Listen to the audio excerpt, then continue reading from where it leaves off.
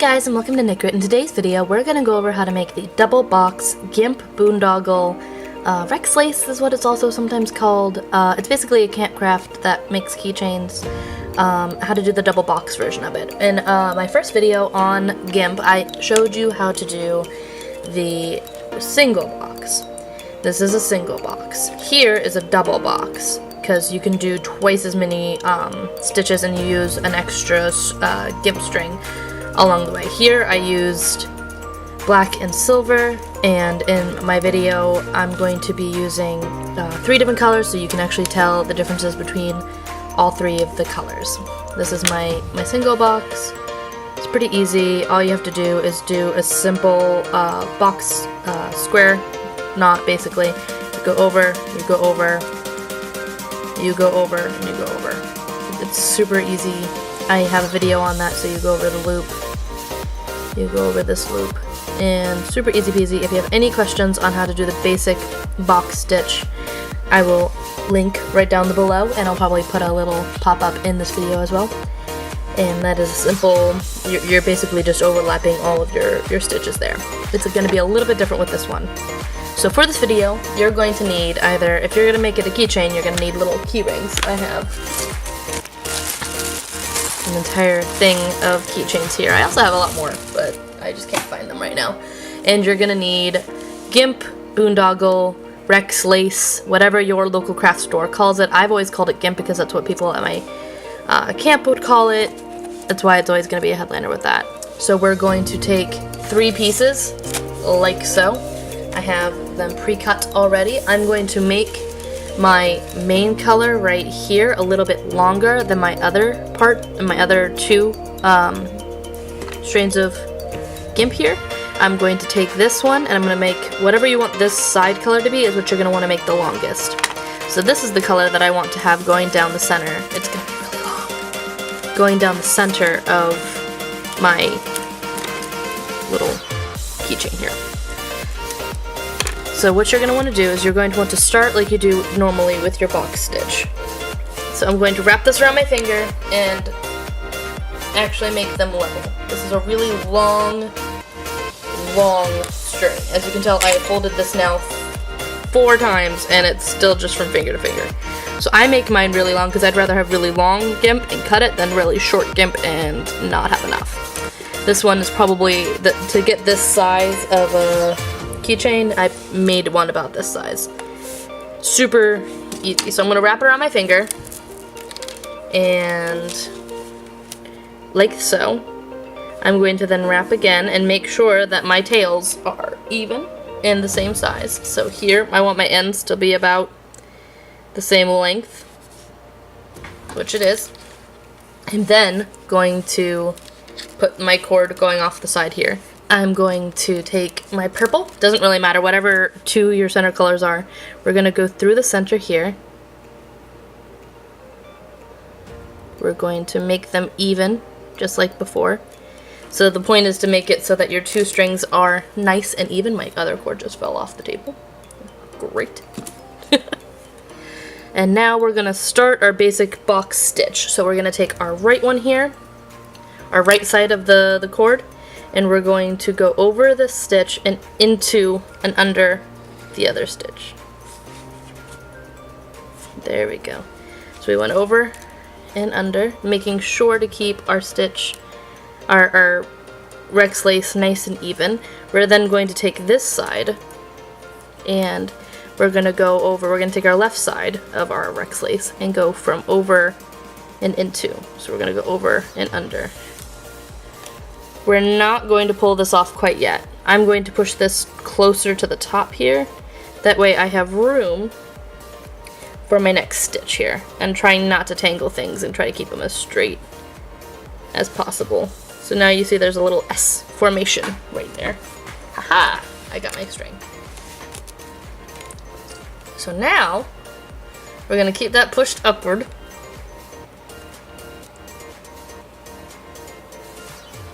So now we're going to keep that pushed upward, and we're going to take our other pink and we're going to go underneath that and do essentially the same exact thing. You can do this as many times and with many cords as you want. The longer you are, the bigger you want this, the more of your main color that you want on the sides you're going to need. So if you wanted to do 3 strands or 4 strands or 5 strands, it's just going to keep going wider and wider and wider. So you're going to eventually, if I was making this one again and I just wanted to have like 4 different, like I wanted it to be twice the size, so I wanted 4 instead of 2, I would just make this twice as long as I would want these ones to be. So we're going to take this and pull it through, make it even on the ends. There we go. We're going to put that one away for a second to kind of push it out of the way. We're going to now go over and into, just like we did last time. We're just going to repeat the same motion that we did before, just put this one a little bit underneath. We're going to take our left one and go over this one and into that one. Pull. Nice and taut. See how that's kind of crooked? I'm going to flatten it a little bit. So now I've got only 2. That's all I really want for this, is to have 2 different strands. I'm going to take this and I'm going to pull on all of them evenly. I'm kind of squishing the center as I'm doing it because it likes to try to pull, and it will be a little complicated on the top. When you get the top, it will look like you've got a little strand here. I usually cover those, but it's actually really easy if you want to take one of your keychains, your little key rings, and weave it in through the top. It makes things really easy. So I'll show you how I do that. Actually, I want a purple one. Do I have a purple one? I might have a purple one. Let's see what colors I have. Oh, I've also got these little ones too. These would be really easy to use for that as well. Actually, I might do that instead. These are always impossible to open. Even now that I have nails and I've been growing them out, it's impossible darn near for me to figure out how to get these on. Of course, so if you're like me and not graceful in any manner, you're going to want to keep kind of tugging and making sure that your bottom part here is used there. I'm going to have to do this off screen because usually I have to use my teeth to get these on because I'm a barbarian like that. No, just do it. Ha ha ha ha! I did it. Okay, so I like to put those on just for giggles. We're now going to flip our work. I'm going to get a nice little screened in area.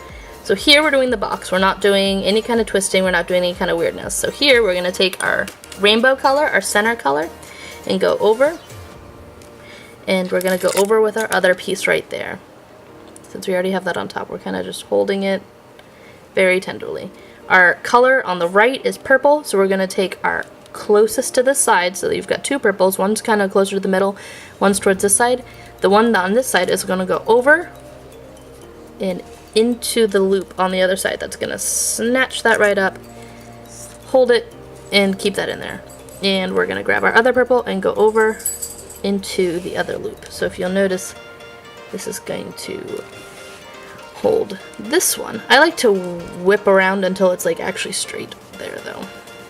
And we're going to whip that around. So now we're going to take the one that's closest to our purple. So again, our rightmost pink, and go over, and it's not going to look like a loop on this side, but we're going to go into the loop on the other side. We're then going to take our last pink, fun keeping track of all of these colors, and go into the loop that's there, and we're going to basically trap all of that in. We're then going to take all of these and pull nice and tight. One thing that I do suggest is that if you're going to use one of these like rainbowy, like multicolor, I call them Lisa Frank shades because they look like Lisa Frank from the 90s, and I'm a 90s kid, is only use one of them because it's really hard to pull on the ones that are hard plastic. I use tackier ones on for my colors. They're just the straight up colors that I have. And I'm going to pull those and pull. And you're going to just keep repeating that all the way down until you get the length that you want. So I'm going to do that again. I'm going to go over with my rainbow go over with my other rainbow, make them crisscross, but not cross each other, so they're parallel to each other. We're now going to just flip it so that you can see that you can do it from either side. Our closest one here is this pink now. So this pink right here that you can see underneath is extended out there. So we're going to take this pink and go over this one and into this. Oh, oops. Don't want to do that. I don't want to do that. So we're going to now take our second pink, go over this and into and underneath, over and under, over and under. Now our closest purple, which is going to be touching this once you finish, is now going to go over and under, and that's gonna feel a little weird because it's not like actually held, and you don't want to take your other string with you when you do that. I'm going to twist it a little bit because, as you can see, that stitch was wicked twisted. And now we're going to take our last purple and go over this and into the loop, over and under. And again, we're going to take all of our ends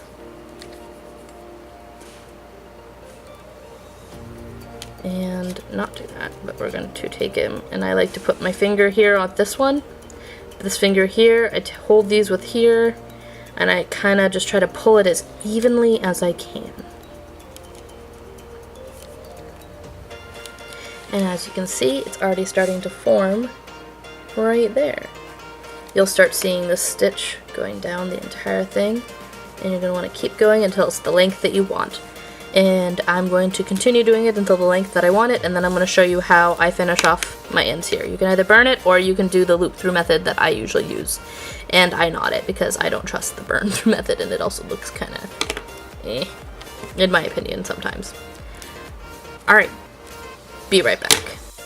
Okay, so here I've gone all the way down just about the same length as I did the other keychain. Here you're going to see where I twisted some of the GIMP when I was putting it in there. This is actually like flipped GIMP, which is why there's a big knot right there, and that does not look good. I cut my tails so that they're all the same length, making it easier to see when I'm putting in and finishing off putting in my stitches and finishing off my work. So to finish these off, I usually just take my stitch and work it in underneath the stitch, the same part of the GIMP, just from underneath it. I'm going to push this forward a little bit, that way it's a little bit looser. There we go. So I go underneath my previous round. So in here, I'm going to go in my pink, and I'm going to go through the previous stitch there. So the stitch right next to it. I'm going to push this up a little bit so that all these are kind of going up a little bit. There we go. So to see this pink right next to it, to the I guess my right, but to its left, it's gonna go underneath that purple right there. That purple is now gonna go under the purple right. You're gonna keep going to the stitches right to the right of it. Pinch up. This is this part of the part right here, the rainbow part. We're gonna go right underneath here. Oh, if I can. It gets a little tricky with all these tails going on. We're gonna go underneath. We're going to take this part of the purple that was next and go right underneath this pink. Depending on how. Haha, there we go. Pull that. And now this last one should be the pink, in which we're gonna go underneath that part of pink. Now we're gonna take all of our tail parts and pull them. I like to go like this, where I just tug my tails and pull on these parts here. And then I'll take a nice pair of scissors. Just keep on tugging. So now that's all nice and taut, and that should be the end of it. I'm gonna take some scissors. I have these little peacock ones that are actually really pretty, as I'm knocking over stuff. and right around 1 inch from it, I'm going to hit cut. I'm going to, not hit cut, I'm going to cut. So I'd like to make mine, whatever length you prefer is honestly what the length you should do, but I usually do mine about 1 inch out from the bottom. That way, even if it does come untangled, it's fairly easy to fix. And then you can attach it to whatever you're working on, and that's pretty much it. You're all done. The harder you pull on these, the tighter the stitches are going to look, and the more you consistently do it, the better your stitches are going to look. So at the top here, you can tell where I was not pulling as tight, it doesn't look as good. So that's pretty much all there is to the box stitch. It's a little bit different than the double box stitch is different than the box stitch. This one's a really cute one. It's black and glow in the dark green. So it's just a doubling of the box stitch. Super easy peasy. I like it a lot. Alright, and if you like this video, be sure to hit like and subscribe to our channel. We do a lot of crafting and cutesy amigurumi and Rex lace and just general crafty things on our channel. Next week I'm hoping to post a Swiffer jet cover video where we're going to go over how to make a Swiffer, you know, the little like ones that you mop on the floor, one of the covers for that so it's reusable and eco-friendly. Also going to be coming out with the spiral video for this. It's basically where the twist meets the box and you make a giant spiral, which is going to be really cool. And that's pretty much all there is to it. Be sure to see all our social media links down below. Check us out on Ravelry. We have a ton of knitting and crochet patterns right on there. Until next time, guys. Bye!